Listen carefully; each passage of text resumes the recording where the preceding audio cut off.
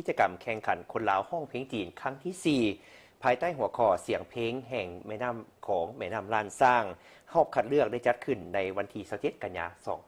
2025โดยภายใต้การชี้นำของกระทรวงวัฒนธรรมและการท่องเที่ยวสาธารณรัฐประชาธิปไตยประชาชนลาวและกระทรวงวัฒนธรรมและการท่องเที่ยวสาธารณรัฐประชาชนจีน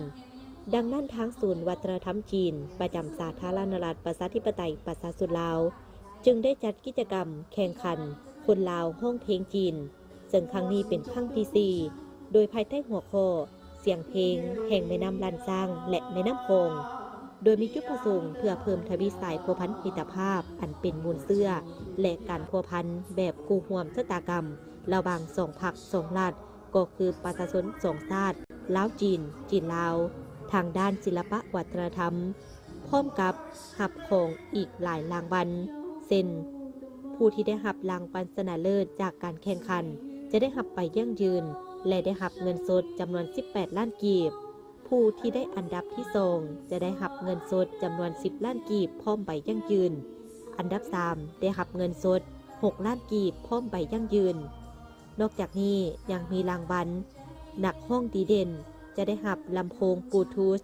และรางวัลขวัญใจมวลชนจะได้หับโทรศัพท์พร้อมใบยั่งยืนโดยกิจกรรมดังกล่าวได้เริ่มเปิดหับสมัครผู้แข่งขันมาตั้งแต่วันที่22 สิงหาคม 2025โดยมีผู้เข้าร่วมสมัครและส่งวิดีโอห้องเพลงเข้าร่วมแข่งขัน100 กว่าคนจากทั่วประเทศ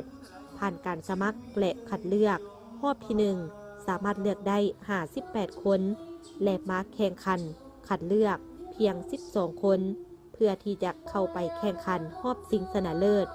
ซึ่งจะได้จัดขึ้นในวันที่24 ตุลาคม 2025ที่หอวัฒนธรรมแห่งชาติ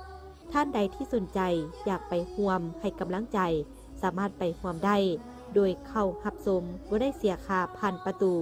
ซึ่งจะเริ่มแต่เวลา 18 โมงเป็นต้นไป